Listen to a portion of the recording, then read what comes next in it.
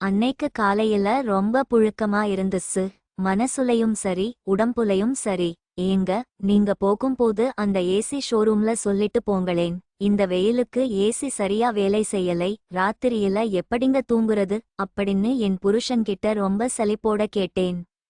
அவரோ வழக்கம் போல லேப்டாப் பேக்கை மாட்டிக்கிட்டே, சரிடி நான் போறப்போ சொல்லிட்டு போறேன் அப்படின்னு ஏனோதானோன்னு சொல்லிட்டு கிளம்பிட்டார். இந்த மனுஷனுக்கு வேலை, ஆபீஸ் இத விட்டா வீட்ல என்ன நடக்குதுன்னே தெரியாது. பொண்டாட்டின்னு ஒருத்தி இருக்காளே, அவகிட்ட கொஞ்சம் அன்பா அனுசரணையா இருப்போங்கிற நினைப்பு துளியாவது இருக்கா? மனசுக்குள்ள திட்டிக்கிட்டே அவர் போறத பாத்துட்டு இருந்தேன். காலையில வீட்டு வேலை எல்லாம் முடிச்சிட்டு சோர்வா வந்து டிவி முன்னாடி உட்கார்ந்தேன். அப்போதான் காலிங் பெல் சத்தம். எழுந்து போய் கதவ திறந்தா, வாசல்ல ஒரு பையன். ஒரு 25 முதல் 26 வரை வயசு இருக்கும். நல்ல உயரம், கட்டுமஸ்தான உடம்பு. அவனோட காக்கி சட்டை பட்டன் 2-3 கழண்டு இருந்துச்சு. லேசான வேர்வை வாசம். அந்த காக்கி பேண்ட் ஒரு விதமான முரட்டுத்தனமான திமிர் அவன்கிட்ட அப்பட்டமா தெரிஞ்சது. மேடம், என் பேரு ஆர்யா, ஏசி ஷோரூம்ல இருந்து வர்றேன். கம்ப்ளைண்ட் கொடுத்துருந்தீங்க. உள்ள வாங்க சொல்லிட்டே கதவை திறந்து வழிவிட்டேன். அவனை என் பெட்ரூமுக்கு கூட்டிட்டு போனேன். என் பெட்ரூம் எப்பவுமே கொஞ்சம் ரசனையா வெளிச்சமாயிருக்கும். பெரிய கட்டில், அதுக்கு மேல ஏசி. மேடம், ஸ்டூல் ஏதாவது இருக்கா? மேல ஏறித்தான் பார்க்கணும் அப்படின்னு சுத்தி முத்தி பார்த்துக்கிட்டே கேட்டான்.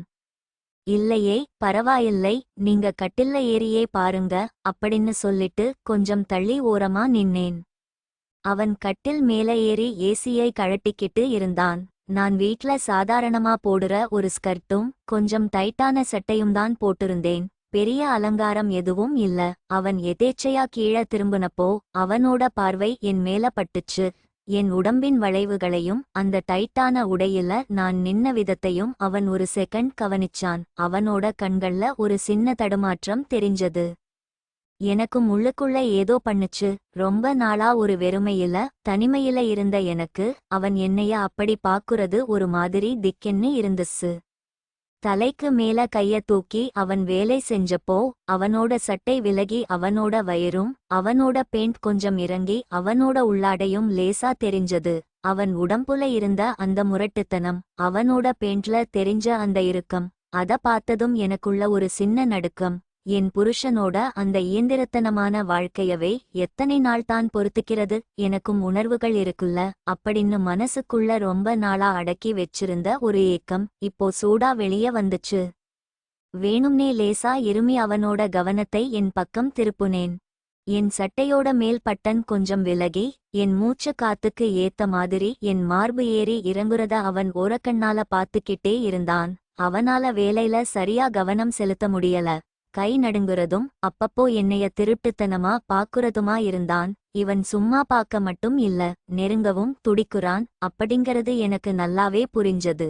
ஆனா அவனுக்குள்ள ஒரு பயம், தயக்கம். ஏதாவது தப்பா ஆயிடுமோ, நான் தப்பா நினைச்சுப்பேனோன்னு ஒரு நடுக்கம். திடீர்னு, மேடம், அந்த ஸ்பேனரை கொஞ்சம் எடுத்து தர முடியுமா அப்படின்னு கேட்டான். நான் அதை எடுத்துக்கிட்டு கட்டில் பக்கத்துல போனேன். அவன் அதை வாங்குற மாதிரி குனிஞ்சவன் எதிர்பாராத விதமா பேலன்ஸ் தவறுற மாதிரி என் மேல சாஞ்சான். 2 பேரும் அந்த பெரிய மெத்தையில விழுந்தோம். அவன் முழு பாரமும் என் மேல, அவனோட நெஞ்சு என் மேல உரச, அவனோட சூடான மூச்சு காத்து என் முகத்துல பட்டுச்சு. எனக்கு அப்படியே உடம்பெல்லாம் சில்லிட்டு போச்சு. சும்மா சொல்லக்கூடாது, அவன் வேணும்னுதான் விழுந்தான். ஏன்னா விழுந்த உடனே அவன் எந்திருக்கல. அந்த நெருக்கத்தை, என் உடம்போட கதகதப்ப அவன் முழுசா உணர்ந்துக்கிட்டு ரொம்ப மெதுவா இயல்பா எந்திரிக்குற மாதிரி நகர்ந்து என் பக்கத்துல படுத்தான்.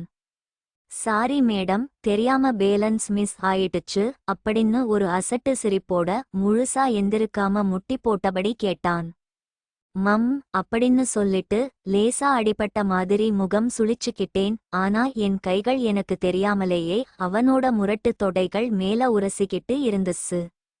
என்னங்க மேடம், அடிபட்டுடுச்சா? அவனோட குரல்ல இப்போ ஒரு நடுக்கம். கொஞ்சம் கண்ணை முழுசா திறக்காமலேயே சொன்னேன். எங்க மேடம், இங்கேயா அப்படின்னு சொல்லிட்டே அவனோட பெரிய கைகள் என் கால் கணுக்கால பிடிச்சது. அந்த தொடுதல், ரொம்ப நாளா எந்த ஒரு ஆணுமே என்னைய இவ்வளவு நெருக்கமா உரிமையா தொட்டதில்லை. இல்ல, மேல முட்டிக்கிட்ட சுளுக்கிக்கிச்சு போல அப்படின்னு மூச்சு வாங்கியபடியே சொன்னேன். இதோ பாக்குறேன் மேடம். அவனோட கை மெதுவா என் ஸ்கர்ட்ட விலக்கிட்டு என் முட்டிக்கு மேலே ஏறுச்சு. ஆமா மேடம், ரத்தம் கட்டிக்கிட்ட மாதிரி இருக்கு. காலை கொஞ்சம் லூசா விடுங்க அப்படின்னு சொல்லிட்டு என் காலை பிடித்து லேசா தூக்கினான். அவனோட ஒரு கை என் ஸ்கர்ட்ட இன்னும் கொஞ்சம் மேலே ஏத்து விட்டுச்சு. இன்னொரு கை என் தொடையை பிடிச்சு லேசா நீவி விட்டது. இப்போ வலி கொஞ்சம் கேக்குதா மேடம்? வார்த்தையில அப்படி கேட்டாலும் அவனோட பார்வை முழுக்க என் தொடைகளோட வெளுப்பு மேலையும் என் உள்ளாடை மேலையும் தான் பதிஞ்சு இருந்துச்சு. நானும் பதிலுக்கு மெதுவா என் கைகளை அவனோட தொடைகள்ல இருந்து மேல கொண்டு போனேன். என் விரல்கள் அவனோட இடுப்பு பகுதியை உரசினதும் அவனுக்குள்ள ஒரு பெரிய தைரியம் வந்துச்சு. என் தொடையை பிடிச்சிருந்த அவனோட கை இப்போ இன்னும் கொஞ்சம் மேல என் உள்ளாடைக்குள்ள மெதுவா நுழைஞ்சது. அவனோட சூடான விரல்கள் என் ரகசிய பகுதியை தொட்டதும் நான் லேசா சிலிர்த்து போய் நெளிஞ்சேன். அவனோட கைகளை என் 2 தொடைகளுக்கும் நடுவுல வெச்சு இறுக்கிக்கிட்டேன். அரை முழுக்க அவனோட மூச்சு சத்தமும் சீலிங் ஃபேன் சத்தமும் மட்டும்தான் கேட்டுச்சு. அவனோட விரல்கள் மென்மையா என்னை தீண்ட தீண்ட எனக்குள்ள இருந்த அத்தனை நாள் ஏக்கமும் சூடா வெளிப்பட்டுச்சு. என் உடம்புல ஒரு இனம் புரியாத கிளர்ச்சி. அவன் கொஞ்சம் கொஞ்சமா ஆழமா என்னை தொட்டு என் உணர்ச்சிகளை தூண்டிவிட்டான். நான் மெதுவா அவனோட பேண்ட் ஜிப்பை கீழே இறக்கினேன். அவனோட ஆண்மை முழுசா ரொம்ப முரட்டுத்தனமா துடிச்சுக்கிட்டு இருந்துச்சு. என் கைகளால அதை மெதுவா தொட்டு வருட அவனுக்கு அப்படியே கிறுகிறுத்து போச்சு. அவனோட சூடான நரம்புகள் புடைத்த அந்த பகுதியை நான் இறுக்கமா பிடிச்சதும் அவனுக்கு கண்கள் செருகி மூச்சு வாங்குனான். அவசர அவசரமா அவனோட பேண்ட்டையும் சட்டையையும் கழட்டி போட்டுட்டு என் உடைகளையும் கலைச்சிட்டு வேகமா என் மேல படர்ந்து என்னை ஆக்கிரமிக்க போனான். ஏண்டா, ஆம்பளைங்க எல்லாரும் எப்பவுமே ஒரே மாதிரி தானா அப்படின்னு லேசான சலிப்போட அவனை நிறுத்தினேன். என் புருஷன் எப்போ பார்த்தாலும் அவசர அவசரமா ஏதோ கடமைக்குன்னு தொடுவாரு. 2 நிமிஷம் கூட முழுசா கவனிக்க மாட்டாரு. அப்புறம் அப்படியே திரும்பி படுத்து குரட்டை விட ஆரம்பிச்சிடுவாரு. நீ பாக்க இவ்ளோ கம்பீரமா இருக்க, நீயாவது என்னைய முழுசா உணர்ந்து ரசிச்சு பண்ணுவேன்னு பார்த்தா நீயும் இப்படி அவசரப்படுறியே. ஆர்யா என்னைய பார்த்து ரொம்ப அழகா வெட்கத்தோட சிரிச்சான். இல்லீங்க மேடம், உங்க வீட்ல யாராவது திடீர்னு வந்துட்டா என்ன பண்றதுன்னு ஒரு பயம்தான். ஒரு அவசரமும் இல்ல. இன்னைக்கு நாள் பூரா எங்க வீட்டு ஏசியை சர்வீஸ் பண்ணிட்டு இருந்தேன்னு நான் வவுச்சர்ல கையெழுத்து போட்டு தர்றேன். நீ பொறுமையா என் அத்தனை நாள் ஏக்கத்தையும் தீர்த்துவை அப்படின்னு நான் அவன்கிட்ட கிசுகிசுத்தேன். என் வார்த்தைகளை கேட்டதும் அவன் முழுசா என் மேல படுத்துக்கிட்டான். நான் பேச பேச என் கைகள் அவனோட உடம்பை தடவிக்கிட்டே இருந்துச்சு. 2 பேரோட உடம்பும் ஒன்னோடு ஒன்னு எந்த இடைவெளியும் இல்லாம உரசிக்கிட்டு இருந்துச்சு. அவன் உடனே கட்டில்ல இருந்து எழுந்து மிச்சம் இருந்த அவனோட ஆடைகள் அத்தனையும் கழட்டி வீசுனான். என் கண்களை நேரா பார்த்துக்கிட்டே என் மேல இருந்த மிச்ச உடைகளையும் ரொம்ப நிதானமா ஒவ்வொரு முத்தத்தோட கழட்டினான். அந்த அறைக்குள்ள இப்போ நாங்க 2 பேர் மட்டும்தான், எந்த மறைவும் இல்லாம. என் கழுத்துல முகத்தை புதைச்சு அவன் உரசினப்போ அவனோட தாடி முடி என் சருமத்துல குத்துன அந்த உணர்வு என்னை அப்படியே சுருட்டி போட்டுச்சு.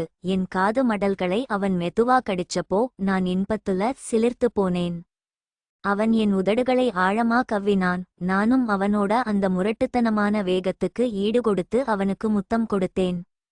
ஆர்வம் அதிகமாக அதிகமாக அவன் என் உதடுகளை சுவைச்சுக்கிட்டே என் மார்புகளை ரொம்ப ஆழமா கொஞ்சம் வலியோட வருட ஆரம்பிச்சான். அந்த இன்ப வலி எனக்கு ரொம்ப பிடிச்சிருந்துச்சு. அவனை இன்னும் இறுக்கமா கட்டிக்கிட்டு இன்னும் வேணும்னு என் உடம்பாலேயே சிக்னல் கொடுத்தேன். அவனோட உடம்பின் ஒவ்வொரு அசைவும் என்னை பைத்தியமாக்கிட்டு இருந்துச்சு. அவனோட எடை என் மேல அழுத்த நாங்க 2 பேரும் ஒருத்தருக்குள்ள ஒருத்தர் முழுசா தொலைஞ்சு போயிருந்தோம். என் உடம்புல இருந்த ஒவ்வொரு அங்குலத்தையும் அவன் தவிப்போட முத்தமிட்டான். அவனோட அந்த முரட்டுத்தனமான ஆண்மை என் உடம்பு முழுசும் உரசிக்கிட்டு கடைசியா என் முகத்துக்கிட்ட வந்தது. நான் எந்த தயக்கமும் இல்லாம அவனை முழுசா ஏத்துக்கிட்டேன். அவனை என் இதழ்களால ரொம்ப ஆழமா ரொம்ப நேச்சமா நான் சுவைக்க ஆரம்பிச்சப்போ அவனுக்கு உலகமே இருண்டு போற மாதிரி ஒரு உணர்வு.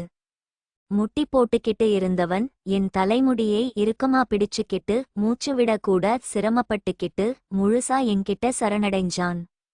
அந்த அறையில அவனோட முனகல் சத்தம் மட்டும்தான் கேட்டுச்சு. நான் அவனோட அத்தனை உணர்ச்சிகளையும் உறிஞ்சி எடுக்கிற மாதிரி ஆழமா முத்தமிட்டேன். அவனோட மொத்த உணர்ச்சிகளும் ஒட்டுமொத்தமா திரண்டு ஒரு கட்டத்துல சூடா தகிக்கும் திரவமா என் தொண்டை வரைக்கும் வந்துச்சு. அந்த கசப்பான காரமான சூடான ருசியை நான் ஏத்துக்கிட்டேன். அவனோட வேகம் தாங்காம அது என் கன்னங்கள்லயும் லேசா வழிஞ்சது. அவன் அப்படியே மெதுவா குனிஞ்சு என் கன்னங்கள்ல வழிஞ்சத அவனோட கைகளால ரொம்ப மென்மையா துடைச்சு விட்டான். நான் மெதுவா அவனை விடுவிச்சேன். மறுபடியும் என் மேல முழுசா சரிஞ்சு படுத்து மூச்சு இறைக்க இறைக்க என் முகத்துல என் உதடுகள்ல ரொம்ப ஈரமா அன்பா முத்தம் கொடுத்து என்னைய சுத்தம் பண்ணான். அந்த நிமிஷம் அந்த வேர்வை வாசனைக்கு நடுவுல ரொம்ப வருஷத்துக்கு அப்புறம் ஒரு உண்மையான நெருக்கத்தை ஆசையை என் உடம்பும் மனசும் முழுசா அனுபவிச்ச திருப்தி எனக்குள்ள இருந்துச்சு.